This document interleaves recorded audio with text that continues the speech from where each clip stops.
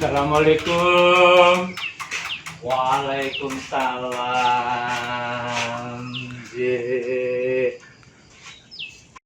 Saya Pak. Ini kok penjara malah nuntun sepeda mriki lho dos pundi ini lara-laripun. Nostalgia nih. Oh, nah. Nostalgia. Selama 4 tahun Nggih. saya bekerja menjadi guru.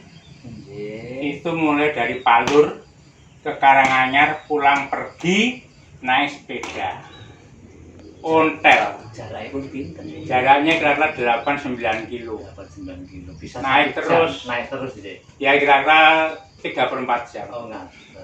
Marah YouTube ya semuanya, ini saya terkejut kok sampai seorang murid yang dulu sangat biasa sekali ditengok oleh seorang gurunya yang alhamdulillah di usia yang 80 ini masih sehat. Ngaten nggih Pak Parko? Alhamdulillah. Sehat, dan yang lebih penting lagi sekarang di usianya yang sudah sepuh menikah ngasih dakwah wonten lingkungan.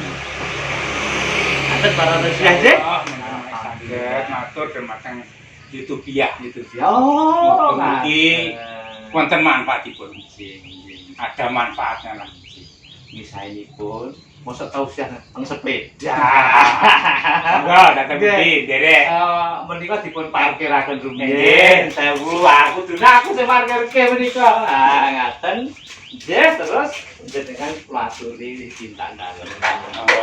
Ini wonten regol Pak istilahipun. Jadi di rumah Jawa menika sebelum kita masuk di rumah utama itu ada regolipun. Jadi kula menawa mangke konsep lama.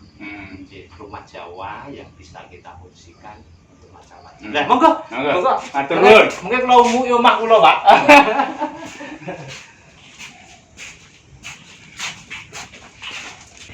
Nah, menika Pak, monggo menika gubuk kula.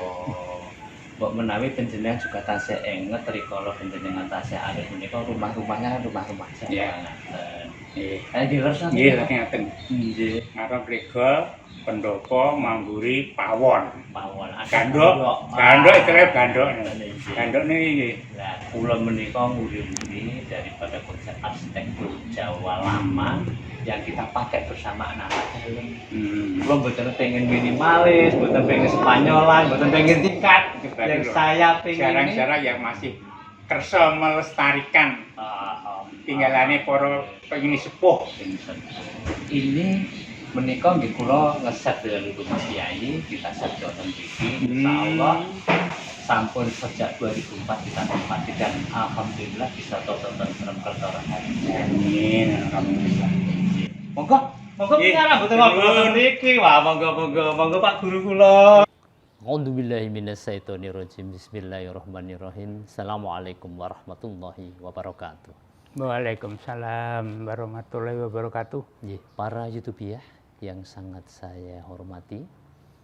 Alhamdulillah di hari-hari terakhir, 10 hari terakhir Ramadan, kami kru yuk ngaji di rumah antik Ketamonan yang menurut saya sangat istimewa karena Bapak Suparmo ini merupakan guru saya. Guru saya waktu saya SMA kira-kira tahun 79-80. Dan guru fisika lagi. Tetapi kali ini tidak mau pengen ngasih PR saya fisika. Tetapi pengen sekali untuk mengasih beber Sabdotomo Tausiah. Ini terima kasih Pak Parmo. Merupakan kehormatan sangat atasipun murid yang rumiyin mbok menawi ora pati terkenal blas mbiyen tuweni. Alhamdulillah saged suwan panjenengan. Dongake mawon mbae waras sehat. Penyanyi sukses. Amin. Ini saestu merupakan kehormatan, mugi-mugi dadi amal soleh panjenengan setuju. Para YouTuber semuanya jangan lupa untuk like, subscribe, komen, dan share sebanyak-banyaknya kepada kolega-kolega panjenengan semuanya, kepada teman-teman, supaya channel ini menjadi channel yang besar, channel alternatif dakwah dengan nuansa etnik Jawa. Dengan segala hormat, kami persilahkan kepada Bapak Suparmo, atau istilah yang terpegangnya itu Mbah Mo. Oh ngaten. Iya. Nggih. Billahi taufik wal hidayah, fastabiqul khairat. Assalamualaikum warahmatullahi wabarakatuh. A'udzubillahi minasyaitonirrajim. Bismillahirrahmanirrahim. Assalamualaikum warahmatullahi wabarakatuh. Para YouTuber yang selalu mendapat rahmat dari Allah.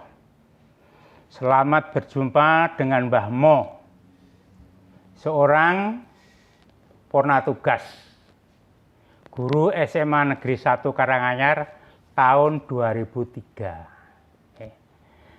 Nek nami kula riyin, nama saya dulu Suparmo BA. Tapi sekarang karena sudah tua, panggil saja Mbah Mo supaya lebih mudah kelingan wis tuwek tenan. Marilah kita panjatkan puji dan syukur kepada Allah yang Maha Pemurah, yang telah memberi ketentraman, kebahagiaan, dan keselamatan kepada kita semua. Para YouTuber yang saya hormati, siang ini saya akan menyampaikan ceramah. Kalau rada beken disebut tausiah, tetapi bukan dakwah. Sebab ada perbedaan antara tausiah dan dakwah. Kalau tausiah artinya mengajak kepada kebaikan dan atau menunjukkan kebaikan. Tetapi belum tentu saya sendiri sudah baik atau sudah melaksanakan apa yang saya katakan. Itu tausiah. Tetapi kalau dakwah juga mengajak kepada kebaikan dan menunjukkan kepada kebaikan, tetapi yang memberikan dakwah harus sudah baik dan sudah menjalankan apa yang dia katakan. Maka dari itu saya memberikan tausiah, menunjukkan kebaikan dan mengajak kebaikan. Urung mesti nek Mbah Parmo ki apik. Nah, pada siang hari ini saya akan menyampaikan pitutur luhur. Pitutur luhur itu bahasa Indonesia petuah baik dari ayah saya yang selalu saya ingat sebagai pedoman hidup saya. Pitutur luhur. Ada 3 kalimat. Pertama, ojo pedhot anggonmu ndonga. Sengkut anggonmu makarya. Caos syukur marang paringi sing maha kawasa. Kira-kira artinya demikian. Ojo pedhot anggonmu ndonga. Artinya kira-kira kamu harus selalu berdoa. Nomor 2, sengkut anggonmu makarya. Kamu harus bekerja keras artinya.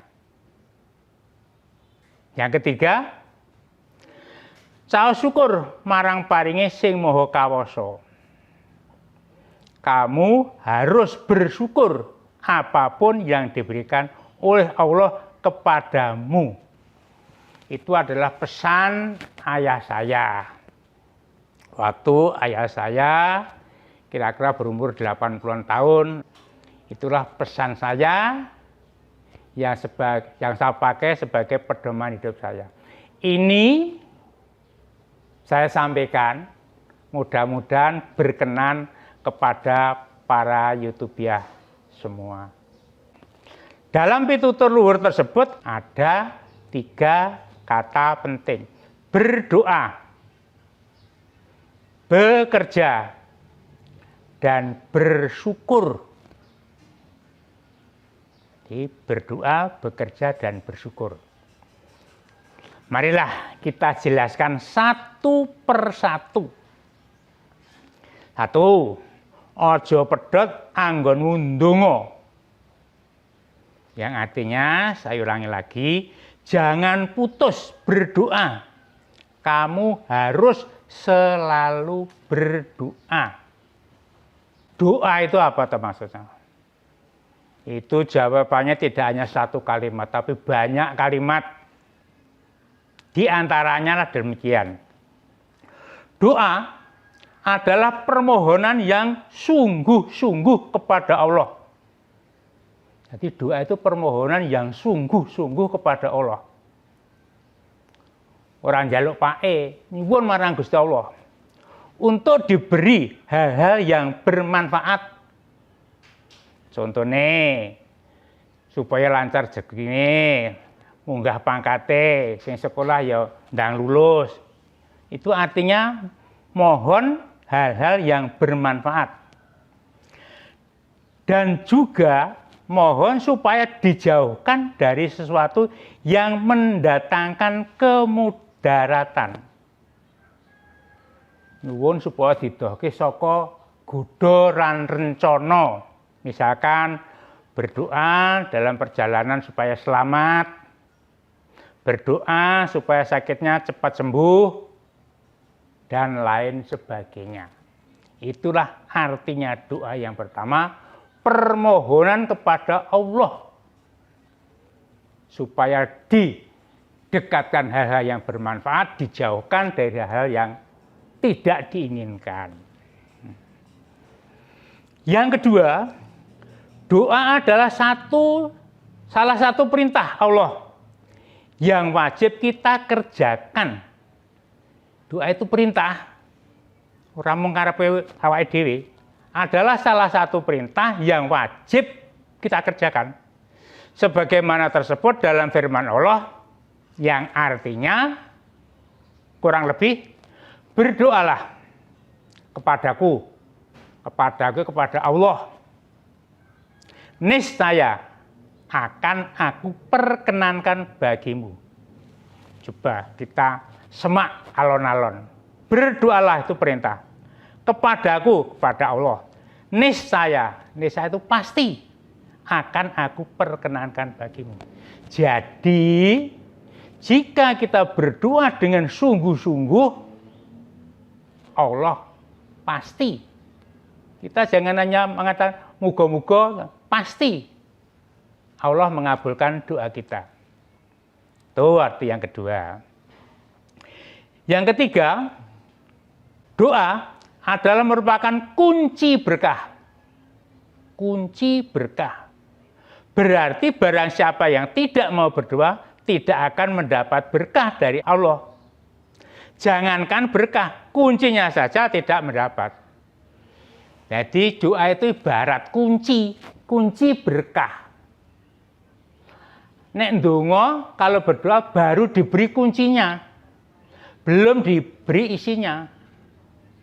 Nah, setelah diberi kunci, kita berusaha dan berikhtiar, barulah kita mendapatkan isi daripada gudang itu.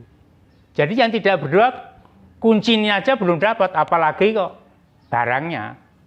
Misalkan dalam berangkas, mbah mau tak kayak kunci. Ning, kalau saya beri kunci tok saya diam saja, tidak akan mendapat uang dalam berangkas. Tapi saya kalau membuka kunci, berusaha membuka kunci, berikhtiar membuka kunci, itulah baru dapat uangnya. Sebaliknya, yang tidak mau berdoa, kuncinya ora bakal entuk. Aja meneh arep buka. Itulah yang dimaksud doa itu adalah kunci dari berkah. Berikutnya, doa adalah otak ibadah. Karena di dalam doa terkandung munajat kepada Allah dan berpaling dari selain Allah. Itu otak ibadah. Ini mengiling karo Gusti Allah tok. Jadi otaknya itu hanya terpusat pada Allah dan berpaling dari selain Allah. Doa adalah sarana untuk mencapai suatu tujuan yang harus dibarengi dengan usaha dan ikhtiar. Doa itu adalah sarana, piranti. Tadi sudah disebutkan, pirantinya ya tadi kunci tadi. Sarana untuk mencapai suatu tujuan yang dibarengi dengan ikhtiar dan usaha. buka kunci berangkase mau. Berikutnya, berdoa itu ibarat air. Berdoa ibarat air. Lho karepe piye? Yang selalu kita butuhkan. Kita semua selalu setiap hari mesti membutuhkan air. Doa juga begitu. Setiap hari kita harus dan harus berdoa. Seperti kebutuhan air yang selalu kita minum setiap saat. Dan doa bukan ibarat obat. Doa itu bukan ibarat obat. Mau dibutuhke nek lara tok. Enggak. Jadi doa iki mung nek pas butuh ndonga, pas butuh ndonga, tidak boleh. Harus setiap saat berdoa, berdoa dan berdoa. Itulah doa ibarat air, bukan ibarat obat. Berdoa ibarat mengayuh sepeda. Tadi saya pertama kali masuk di rumah antik, saya nuntun sepeda. Itu maksudnya ada maksudnya juga. Doa itu ibarat mengayuh sepeda. Kalau kita kayuh terus, kita genjot terus, suwe-suwe lama-lama akan sampai pada tempatnya. Nek ora gelem genjot, ora gelem donga, tujuan tidak akan berhasil. Itulah ibarat mengayuh sepeda, kalau digenjot terus, dikayuh terus, pasti sampai pada tujuan. Nek ndonga terus, Gusti Allah niscaya akan memberikan apa yang kita butuhkan. Ingat, yang kita butuhkan, bukan yang kita inginkan. Allah itu mencukupi segala kebutuhan manusia. Mencukupi segala kebutuhan manusia. Tetapi tidak mencukupi segala keinginan manusia. Nah, betul ya. Pengennya Mbak Parman numpak motor mabur. Neng ora butuh. Pengennya numpak mobil. Neng wis ora iso. Nah, isane yang numpak Pitstrom cilik. Nah, itu butuh Mbak Parman cukup itu monggo delunga. Jarak 5 kilo. Gitu obat yang masjid. Kebutuhannya Mbak Parman. Ora butuh pit motor. Jadi Allah itu tidak mencukupi keinginan manusia, tetapi selalu mencukupi kebutuhan manusia. Nek pengin menungso ini desa miliarnya dikurang, nek Mbah Parno ora butuh. Blonjone pas mendak asase matur nuwun. Nah niku je butuhe Mbah Parno mung kuwi. Sehat butuhe Mbah Parno. Kemudian dengan berdoa seseorang dapat mengubah rencana Allah. Sebagaimana sabda Rasulullah Sallallahu Alaihi Wasallam. Tiada yang dapat merubah takdir kecuali doa. Hadis iki. Ora ana sing iso ngowahi takdir kajaba donga. Nah, apa to? Takdir iki apa? Dongae piye? Karepe piye? Menurut buku yang saya baca, takdir adalah keputusan akhir dari rencana Allah. Takdir itu keputusan akhir dari rencana Allah. Allah itu Maha Kuasa, berkuasa untuk merencanakan, berkuasa untuk mengubah, dan berkuasa pula untuk membatalkan. Contoh ya, ini saya alami sendiri. Saya kalau cari contoh yang saya alami sendiri. Saya pernah sakit lama. Banyak teman yang berkunjung. Mbah Parmo kuwi sekarang ngarep-arep dinane kapan. Betul-betul sakit parah hampir setahun lebih dan paling parah 4 bulan. Dalam sakit 4 bulan itu saya hanya berbaring, tetapi saya selalu berdoa. Saya itu paling hafal mung Al-Fatihah. Paling apa? Wah, nggire wancine salat, saya salat dengan letak. Terus mau Al-Fatihah ping 100. Bar kuwi nyuwun mari Gusti Allah, insyaallah diparingi mari. Mono nyekel gelas ora iso, saiki iso sowan yang daleme masih cup. Nah niku amarga doa. Selanjutnya, mengapa kita harus berdoa? Keneng apa kok ndonga? Kita sebagai hamba Allah harus mengakui atas kefakiran dan kehinaan kita terhadap Allah. Awake dhewe iki waduh fakir terhadap Allah. Kita harus mengakui atas kefakiran dan kehinaan kita terhadap Allah. Meskipun kita sudah dianugerahi dengan kemampuan otak dan kemampuan fisik, tetapi masih terbatas. Kita harus tahu kemampuan otak manusia itu pinter kayak apa terbatas. Kayak Tyson ya terbatas. Walaupun diberi kemampuan otak dan kemampuan fisik, tapi terbatas. Sehingga untuk mencapai suatu tujuan masih memerlukan pertolongan. Yaitu pertolongan dari Allah. Dengan cara berdoa. Itulah sebabnya kita perlu berdoa. Ngrumangsane nek awake dhewe iki terbatas, cumpen. Pikiran maupun fisiknya. Kemudian pesan ayah saya yang kedua, sengkut anggonmu makarya. Maksudnya bekerjalah dan berikhtiar dengan sungguh-sungguh. Nyambut gawe karo ikhtiar tenanan.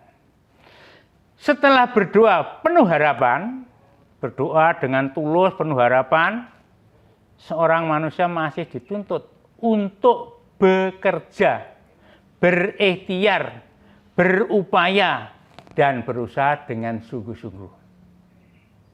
Bahkan dikatakan orang dungu, kalau kasar dikatakan orang goblok, orang yang hanya berdoa saja, dikatakan orang goblok, orang dungu yang hanya berdoa saja, tanpa mau berusaha. Ndonga tok gak gelem nyambut gawe. Kenapa? Karena sudah diberi kemampuan otak dan kemampuan fisik, tidak mau memanfaatkan. Iso kemrembah, iso mikir agak tinggo, jenenge wong dungu, wong goblok. Sebaliknya dikatakan orang sombong jika untuk mencapai satu tujuan hanya mengandalkan usaha dan upaya sendiri tanpa mengakui adanya campur tangan dari Allah. Rumangsa iso-isone dhewe. Aku iso ngene margo tenagaku, aku iso ngene. Ora rumangsa nek kuwi margo ana pitulungane Gusti Allah. Misalkan demikian, rumangsane dikoe kemampuan otak, kemampuan fisik, nek rangaken Gusti Allah kleru. Sing menehi kemampuan otak iki sapa? Sing menehi kemampuan fisik iki sapa? Gusti Allah. Nek rangaken Gusti Allah, jenenge wong sombong. Sombong pertama kali dilakukan oleh iblis dalam cerita demikian. Nah, ini ada kaitannya dengan firman Allah yang artinya demikian. Sesungguhnya Allah tidak merubah keadaan sesuatu kaum sehingga mereka merubah keadaan yang ada pada diri mereka sendiri. Jadi nek awake dhewe ora usaha, Gusti Allah ya ora maringi apa sing didongane. Ndonga tok toke wae. Nek ndonga usaha, nah iku Gusti Allah maringi. Yang ketiga tadi bunyinya caos syukur marang paringi sing maha kawasa. Nek basa Jawa kuwaos ki jarene kleru. Kuasa itu bahasa Jawanya kawasa. Selalu bersyukur kepada Tuhan yang Maha Kuasa atas apa yang telah diberikan kepada kita. Apa tegese syukur? Syukur adalah selalu merasa cukup apa yang diberikan oleh Allah kepada kita, walaupun hanya sedikit, sedikit dalam tanda kutip. Wis rumangsa cukup apa sing diwenehke marang dening Gusti Allah marang awake dhewe. Blonjo sithik cukup. Ora usah turah cukup, wong cukup wis apik. Kepengin apa-apa keturutan ning sesuai dengan kemampuannya. Jadi selalu merasa cukup atas apa yang diberikan oleh Allah kepada kita, walaupun hanya sedikit dalam tanda kutip. Yang kedua, syukur adalah memanfaatkan nikmat sesuai dengan peruntukannya.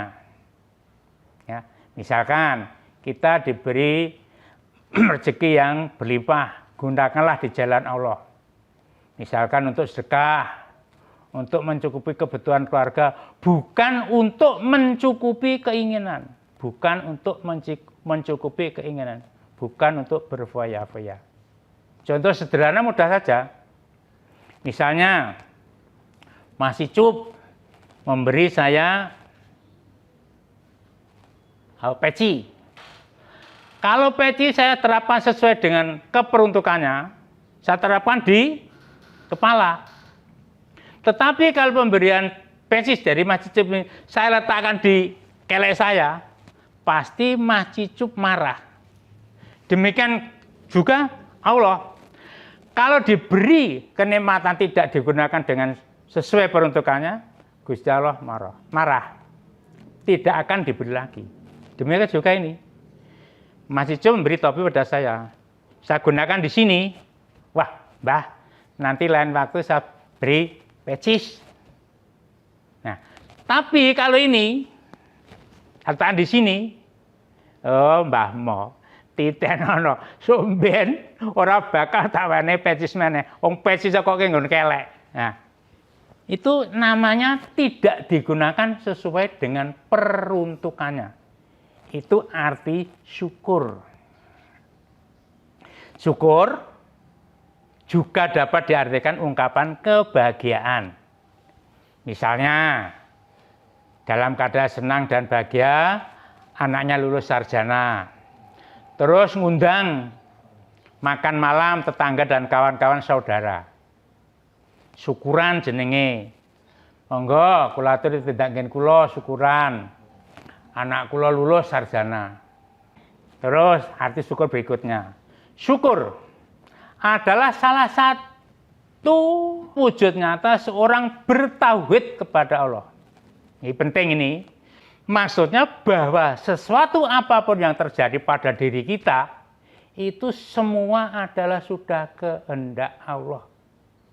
Jadi aku iso sowan Mas Icup ning dalam rumah antik Karanganyar, ora karepku dhewe, ora kersane Mas Icup, ning margo aku dituntun Gusti Allah. Nek aku ora dituntun Gusti Allah, mesti ning omah ana halangan, turu kerinan, sing ngeterke ra ono, utawa sowan Mas Icup ra eneng.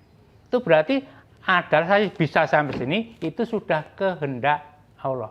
Bukan kemauan saya sendiri, bukan kemauan Mas Icup, tapi kehendak. Kita hanya melaksanakan ikhtiar tadi. Syukur adalah obat. Obat bagi orang yang sedang susah. Obat bagi orang yang sedang susah. Sebab semakin kita pandai bersyukur, semakin mudah melawan depresi yang membuat hati tidak gelisah. Sebaliknya, barang siapa yang kurang bersyukur membuat hati gelisah, depresi, mudah stres, mengakibatkan daya tahan tubuh lemah yang pada akhirnya sakit atau nek loro ramari. Ini juga sudah pernah saya alami. Saya juga, kalau mungkin tidak percaya, wong loro bersyukur. Masalahnya apa? Saya diberi sakit, bersyukur. Bersyukur apa? Karena keluarga saya itu ngupeni tenanan. Bersyukur. Karena apa? Merasa aku diparingi umur dawa karo Gusti Allah. Wis 76. Kan saya sakit 2 tahun yang lalu, wis 76 tahun. Bicara ngombe banyu tak pirang gentong kuwi. pomo madang entek pirang beras pirang kental. Jadi sudah bersyukur matur nuwun Gusti Allah, ning kula nyuwun Gusti Allah, mangke naik kula timbali kula mboten mawi sakit. Ngendikanipun para wasminasisna pada saat sakratul maut itu kondisinya sakitnya luar biasa. Saya minta mohon kepada Allah, kula mungkin nek ditimbali mboten ngangge lara. Niki mau nyuwun, insyaallah dikabulke. Nggih, dereng tahu nggih, wong mati cerita mboten tahu wong ngendikane kaya iki nasis. Masih ada satu hadis yang bisa saya baca. Rasulullah SAW bersabda, sesungguhnya menakjubkan urusan orang beriman karena segala urusan selalu baik baginya jika mendapat kesenangan bersyukur, bersabar apabila ditimpa kesulitan. Oke, ceramah kula, ceramah saya demikian, pasti banyak kekurangan, banyak kesalahan, mohon dimaafkan. Karena Mbah Parno bukan ustadz. Para YouTubia yang saya hormati, demikianlah ceramah saya, mudah-mudahan bermanfaat. Akhir kata saya ucapkan wassalamualaikum warahmatullahi wabarakatuh.